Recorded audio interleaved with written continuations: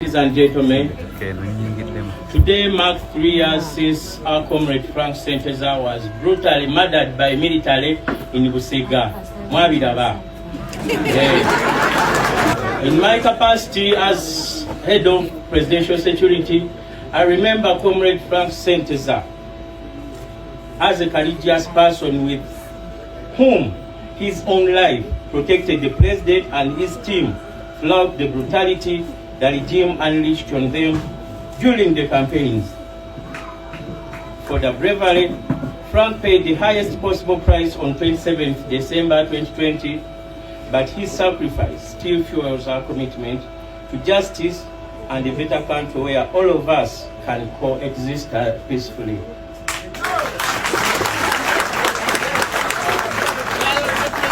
Franca's memory reminds us that the fight for freedom is not without any cost.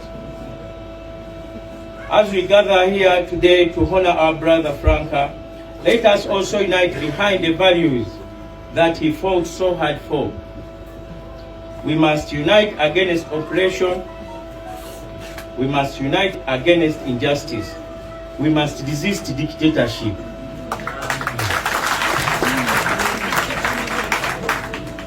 Even more importantly, we demand justice for Frank and other comrades who have lost their lives during, before, and after the campaigns.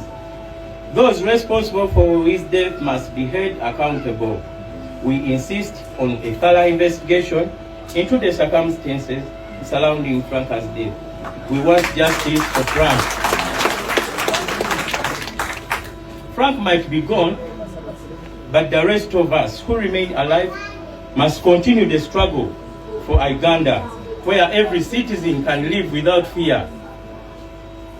A country where democracy trumps over oppression. Lastly, let Franca's memory be a bright, shining light guiding us towards a future he believed in. A future worth fighting for. May we never forget the price he paid, and may his spirit inspire us to persist in our pursuit for a free and fair nation. I thank you. أعوذ بالله من الشيطان الرجيم بسم الله الرحمن الرحيم السلام عليكم ورحمة الله وبركاته. Nze Haji Kaboggoza omusomi w'edduwa ntereza ensonga z'amaka ebyenfuna n'endwadde ezitategeerekeka. Haji Kaboggoza omusomi w'edduwa nsiŋŋaanibwa Ekitigoma ku lw'Ejjinja. Bw'obanga otuuse Ekitigoma mu ttawuni ku siteegi osobola okuba ku nnamba z'essimu ezo z'olaba zitambula. Gwe wenna ali ewala oyinza okuyita ku mukutu gwaffe ogwa WhatsApp ku layini eyo eya MTN obudde bwonna mbeerako. Yes, omulungi atulaba ku mukutu ogwa Megaton Media. Mukulu kyamannyo okulabika nti mutugoberera. Ffe twewaayo okulabika nti tubaweereza. Kaakati no tuzze okulabika nti tutemaatema olunaku nga lutambudde. Ndowooza speech y'omukulu mugiwulidde Eddy Mutwe. Babadde bamanyi nti head of security owa People Power musajja nawoomerwa emboona naye ndowooza ekinyaanyimbe mukiwulidde nga kituulayo bulungi nnyo nga bwe kiteekeddwa ate okulabika nti kikola ki. Tuyiseeko mu comment section wano ng'abaana bagamba nti ate omukulu wa security akoze atya. Eddy Mutwe nno y'oyo era kiwalizza ne principal okulabika nti ateekayo obubaka nga naye kennyini yeewuunya. Obubaka obwo nno ngenda bubayitiramu bw'atadde wali ku mukutu gwe ku mikutu gye gimugatta abantu egy'enjawulo bw'ataddeyo okulabika nti naye kennyini yeewuunya naga nti bannange ono omwana Eddy Mutwe ng'ate leero akoze ekintu ekitakoleka. Obubaka bw'ataddeyo bugamba nti I have never heard Eddy Mutwe speak English for the over 25 years I have known him. Today he spoke powerfully at the memorial function of our foreign brother Frank Senteza in Masaka. I felt very proud seeing what those who they were dismissed as hooligans are gradually turning into. So emotional and yet so powerful. So obubaka obwo okubuvuunula ye kennyini yeewunyiza ebbanga lyamaze ne Eddy Mutwe lya myaka ndowooza 25. Abadde tamuwulirangako ng'asabula ekinyaanyimbe nga bw'akisabudde mu speech eyo gye mulabye nga tutandika. N'agamba nti musanyufu nnyo okulabika nti abantu be baali batwalanga ba hooligans batandise okufuuka ekyenjawulo okitegeera mu njogera mu neeyisa omanyi abaana bano aba people power nga batandika eyafuuka national unity platform bagezaako okubasiiga ekifaananyi oba oliawo ekikyamu nti abaana bano bawuliganiza abaana bayaaye abaana babandana naye abaana bazanye politics owa diplomacy politics owokukwata empola nga bakozesa mitwe so kyewunyisiza nnyo okulaba nti Eddy Mutwe asobola okuvaamu ebigambo ebifaananako webityo naye nga Eddy Mutwe ono kyemutamanyi nti mukyala we munnamateeka omukenkufu era ndowooza preps baazikoze nga mpitirivu nnyo ndowooza mugirabye nga speech yabaddemu ebigambo ebyabo bannamateeka era ebisobola okulabika nti bikwata ku mitima gy'abantu mpozi okuddayo babadde bajjukira bambi omugenzi Frank Senteza ono yafa ng'ennaku z'omwezi yattibwa ab'ebitongole ebikuuma ddembe kuba ekindeetera okukola statement eyo nti yattibwa campaign trails zino oba oliawo nazirimu nga munnamawulire ebiseera ebyo nali ku Rest Radio, it was an online radio, so twatambulanga n'abantu bano jjukira nti Frank Senteza okufa ebintu bino byatandikira Masaka webakubira Shafik Kasirye kakati mu kaweefuba okulabika nti bataasa obulamu bwa Frank Kasirye tuba tutuuka e Busegaawo kabangali ya poliisi neerabika nti etuusa obuvune ku Frank Senteza kyannaku era kinakuwaza nti abaana baaliwo era ne bannamawulire twaliwo ne tulaba ekigenda mu maaso bamuyitako ne tugamba oba ebadde ensobi naye ekyasinga okunakuwaza abantu kwe kulabika nti ate kabangali enedda emabega okulabika nti emaliriza okupapala kwali kungi nnyo ennaku emiranga jjukira nti olwedde ennaku yali emaze okubukala ku mitima gy'abaana bano bannastruggle oba bafoot soldier n'abaagaliza ekibiina ki National Unity Platform ebirungi olw'ekyatuukibwa ku Shafik Kasirye Masaka wali kati within the process of taking him to the hospital then wetwatuuka awo e Busega ate emitawaana ne gyongera okulabika nti ate gituusibwa ku Frank Senteza kyanakuwaza nnyo abantu era Sauda Madada baaliwo awo emmotoka ye mwe baateeka omwana ono kyanaku nnyo nti twali twakatuuka mu ddwaliro dakiika ntono nnyo omwana ono ne bamubika nti Mukama Katonda amujjuludde emiranga n'okwazira n'ebyaliwo awo byali biyitirivu nnyo ebitekkanika abaana batuuka ne ku extent etuuka nga tekyatya babitongole bikuuma ddembe kuba military yali esazeeko era tiyagaasi yanyooka naye ng'abaana baagala kugwa malaka babitongole bikuuma ddembe ng'ekyo kiraga obulumi buli bwe balina so kino nkitwala ng'okwebaza eri abakulu ba National Unity Platform okulabika nti bajjukira abaana bano revolution yonna ng'enaagenda mu maaso abaana abalinga bafoot soldier oba abeenyigira mu activism oyo beetaaga okulabika nti basiimwa n'okujjukira abo ababa balugendeddemu kino kikolebwa wakati mu kubasabira recently abo baasabira ku baana Makerere Kavule ate ne Kamwokya kyalinga kikolebwa ne basabira ku bagenzi then ne basabira ne ku bali mu makomera ne basabira ne ku baabuzibwawo famire zaabwe zikyali mu nnyiike so Frank Senteza zaali ennaku z'omwezi 27 lunaku olwali lwennyini mwaka gwali gwa 2020 gy'emyaka 3 leero bamujjukidde bazadde b'ekirungi bagumu naye kyemmanyi nti ekibagumiza bukulembeze bwa National Unity Platform n'emikwano bafoot soldier abaali mikwano gya Frank Senteza babeereddewo omukyalo ono bamulabirira era agambye nti nina abaana nasigaza ba Frank yavaawo ye ng'omuntu naye yandekera abaana abalala ba Frank abaana abawala n'abaana ab'obulenzi be bafoot soldier abo oba abaana ba National Unity Platform bamubeereddewo so ebintu bino ebyokufa abaana bafiiridde mu struggle oba revolution tulabye abaana bangi nnyo tujjukira saga ezaaliwo mu Arua ndowooza awo ye yali sparking point eya Robert Kyagulanyi Ssentamu okugirayo ddala ensingo n'okutandika okukola ki okwenyigira mu byobufuzi bye twandiyise ebyakandanda Arua ndowooza tetumanyi oba baali batagetinze ye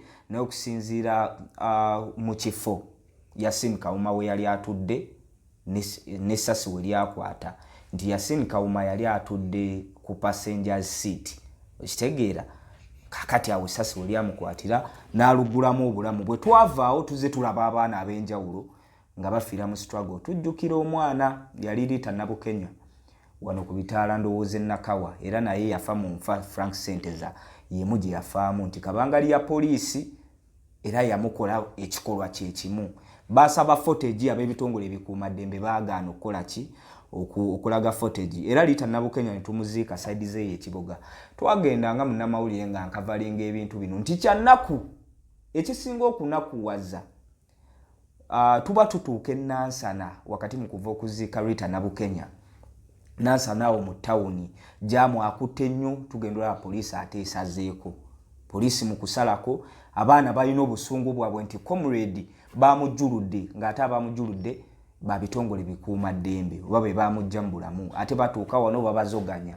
So bacyankalanyizaawo. Twagenda ate okulaba Dan Cheyune essasi limulidde. Baga nti ate bannange Dan Cheyune simanyi tulina omwana akubiddwa. Mu kusooka in fact yasooka kutegeerekeka kuba yaliko n'owa boda essasi lyamuyita wano, ye yali atudde mabega lirikwata Dan Cheyune. So kyanakuwaza nnyo abaana nti mu kaseera nga bavuva okuziika Rita Nabukenya ate ne Dan Cheyune n'alabika nti alugulamu obulamu. Bino mbyogeranga munnamawulire eyatambulanga oba oli awo kavalinga amawulire ga People Power ebiseera ebyo, kuba yali ekyali People Power ne National Unity Platform nga kimaze okweyubulanga ekibiina. Anatambulanga nabo, era bino ebintu by'ennyuma, these are facts. So tuba tutuuka awo munnange Nansana Dan Cheyune naye Mukama Katonda n'akola ki, n'amujjulula ng'ayisa mu ebitongole ebikuumaddembe. Era akakyankalano kaali k'amaanyi nnyo, embeera n'erabika nti ate yali yakinnyika ggobe oba oli awo. So tuze tulaba abaana abatuusibwako obuvune. Tujjukira wano era nga Bobiwine I think yali akwatiddwa mu biseera bya campaign. Abasajja nga ba Sweet Pepsi bakubibwa emiggo okufaako obufi, naye ng'ekibakubya ki Sweet Pepsi ndowooza ali yeesibye ka red gun kaali kagoye buno obumyufu ku mutwe.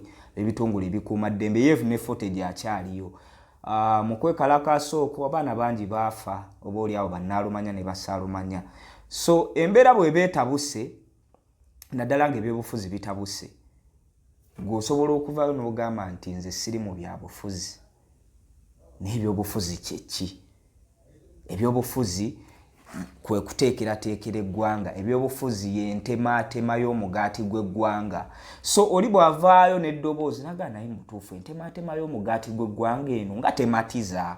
Okitegeera abali mu gavumenti oba abatembeeta gavumenti oyo omuntu ne mumulabira mu kifaananyi ekyokuba nti ate mubi, oba oli awo ne mumutuusaako obuzibu, oba oli awo ne mubasibira mu makomera, tebiba birungi. Ffenna bwe tuba nti tuli bannayuganda tukitwale nti tuli mu society, naye society ebaamu families. Kye twanditutte nga society yandibadde continent eya Africa. Continent eya Africa erimu families. Families ge mawanga nti Nigeria, Congo, Ghana, Tanzania. Kati wano mu Uganda tukitwale nti tulinga family. Wakati mu kubanga family ekituuka ku munno oba ekinyigiriza munno, naawe nkakasa bulungi tiba kikuluma. Siga ekifaananyi ekyammwe waka, taata maama n'abaana oba oli awo ne ba relatives be muba muwangaala nabo, nti omwana ne bwafuna bufunyi mu ssujja ne tugeze nga gumugoya, ekyo kigenda kukwata ku mutima oba kigenda kuluma taata ne maama n'abalala. So mu mbeera bweti ne bannayuganda bwetu bwe twanditulabise nti tutambuza obulamu. Bino tebyogerwa nga bya bufuzi, tebyogerwa nga ki, wabula ge mazima ffenna ge twetaaga okulabika nti gawulirizibwa. Solution si kusiba, solution si kutugumbula, solution yandibadde ki? Kunogera bintu bino ddagala. Abasajja bwe bavaayo oba oli awo aba alternative government oba gye twandise opposition ne bagamba nti amalwaliro gano temuli ddagala, response ya government yandibadde ki? Kunogera kizibu ekyo ddagala. That's why opposition eriwo ku checkinga government, mu kugicheckinga nemanya obunafu bwayo neetereeza. Kino nsobola okusigira ekifaananyi ekyabawagizi b'omupiira nti bw'oba osamba ttiimu y'omupiira nga ttiimu nga Arsenal esamba Liverpool, ne bategeera nti ekitukubya wingi ya Zichenko nti tajja kusobola sala omutendesi oba ye yandibadde government etulamu nekola ennongoosereza nti wali Zichenko katumujjewo tuleete Tomiyaso ajja kusobola omusajja ono kati ne position ekyo kyekola so bw'obanga tewalwala bukulembeze obanga ekigendererwa kyo si kyakulumirirwa ggwanga bye bino ebikolwa bye tulaba ebituuka ku baana abato ba Frank Senteza abavaayo n'eddoboozi ne bagaa nti bannange ebikolebwa bino si bituufu ebintu byandibadde bikolebwa bwe biti ne bwe biti ate ne battibwa bamace tebali mu makomera bino tetubyogera nga bannabyabufuzi ebyaddala Bobiwine okulabika nti alina abantu abamubaakinga oba oliawo bemulabira mu kifaananyi ekibi ne mubasiba baagula ideologies ze kuba byayogera mutuufu nawe obifumiitirizaako olina kutambula nabyo gwe bw'ovaayo n'ovuma Bobiwine olw'okuba ayogedde nti gavumenti eno tetambuza bulungi kintu malwaliro temuli madagala bwe kinaakutuukako ng'okutte maama wo mutwala ekiruddu ne bamuteeka wansi ku ttaka nga n'obujjanjabi tebuliiwo kuba liri ddwaliro lya gavumenti omutwalayo okakasa bulungi nnyo nti ebintu byonna biri facilitated okitegeera medication yeyo neri facilitated ate bwatuukawo ne bakugaa nti ate mumuteeke wansi ate kintu kidogo okulabika nti ate afuna obujjanjabi oba ne babawandiikira akapapula awo nti mugende mu pharmacy bweti ne bweti mufune eddagala nga ne ssente oba oliawo teziriiwo bwe tutunuulira ebyenjigiriza by'eggwanga lino tufulumya abaana bangi nnyo babavubuka tufuluma bangi nnyo okitegeera abanoonya emirimu nga tegiriiwo n'education system eno yeetaaga okucekingamu era bano abali ku ludda oluvuganya gavumenti tugeze bassewungu nga bavuddeyo n'amaloboozi gaabwe kuba omubaka ssewungu mukugu mu byenjigiriza bamasaasi mpuuga basomesa batendeke nga bavuddeyo ne bagaa nti owaayi gundi eno curriculum gye tutambulirako wano mu Uganda oba education system yaffe engeri gyetambuzibwamu ndabanga ecreatinga ba job seekers ate twandibadde tukyusamu ng'amawanga amalanga ga China biki nga tucreatinga abantu abatandikawo emirimu okitegeera so ebyo ebintu alternative government buli wejja nabyo bannange temulufuula lutalo opposition eriwo okulabika nti ewabula gavumenti bwebewulira nti eremereddwa tejja sobola twala ggwanga lino mu maaso badde bali kuba obwongo bwe muyina bwe mukakasa nti mubuyina si mwaba buyina mukka eriyo ne generations endala oba abantu abalala abasobola okuyingira mu bintu bino ne babikolera ne bigenda mu maaso so embeera eno etuuse ku bacomrade yennyamiza aba National Unity Platform oli buli walaba nga kituuse ku munne muba musiga bukyayi obukyayi obwo bwasigibwa bajjajjaffe okuviira ddala ku Idi Amin Dada okitegeera ng'oba oliawo baagala okwenywereza mu ntebe wakati mu kupanikinga ne bakoleramu ebintu ebitategeerekeka oba ntegeerekeka Bobote era Mwami Museveni bwe yali atembeeta ebintu bye bulungi nnyo yalaga nti Obote yalina ebintu bye yali akola ebyamuleetera okulabika nti anyiiga n'atandika okuspreadinga revolutionary gospel eyayingira mu mitima gy'abantu ne bagenda ne bamubaakinga mu lutalo lw'eruweero ojjukira nti Obote oyo yajonjesa nnyo Abaganda obwakabaka abwabolishinze kabaka awaŋŋanguse era ne Mwami Museveni yali strategically great najja wano mu Buganda n'amanya nti obusungu busibuka wano okusinziira ku Obote gwe yali avumirira gwe yali atattana ebintu bye yali akola byanyigiriza nnyo Abaganda that's why nti olutalo lwamuleeta mu bukulembeze yaluleeta wano mu banyiivu ne tugenda mu Luweero Triangle emmundu n'eseka olw'okuba nti bannayuganda baali banyiivu ku bikolwa by'Obote bye yali akola bamubaakinga gavumenti n'ejja bano ekirungi ekizeewo nti Mwami Museveni okuva lwe yajja nti abaze bamuvuganya bonna in fact Mwami Museveni naye afunye okusoomoozebwa oba oliawo okwabayeekera kuba ndowooza gavumenti ye yeesinze okuyeekerwa osinga gavumenti zonna naye wazeeyo bano abantu abali diplomatic ba retired Colonel Dr. Kizza Besigye ba Paul Kawanga Ssemwogere ne Bobiwine abantu abo baba tebasazeewo okuyingira mu nsiko ng'ate ebikolwa ebyakola Obote gwe n'oyingira mu nsiko tubiraba ku regimu eno lwaki towuliriza amaloboozi gaabwe n'ogamba abantu bano beetaaga ki bwe baba nga basazeewo kuzanya politics wa kisajja kikulu kusooka kwogera ku negotiatinga naawe kuyisa amaloboozi nti banaye bino bitereezebwe bino bikolewo buti democracy tumwagala ow'ekimmemmette ng'entebe osobola oggiwaayo out of democracy nti bampangudde n'okkiriza geega amaloboozi ge bagezaako okufulumya mpozi ng'ekigendera kya gavumenti eriko kulabika nti yeenywereza mu buyinza kulabika nti tejja kuvaamu kulabika nti eringa eyagala okuzimba dynasty era bye bitambulira mu mitwe gy'abaana bano abavubuka abato abasibibwa abatugumbulwa tebalina mirimu abaana bangi bayingidde mu bwakadaama bagenze kulabika nti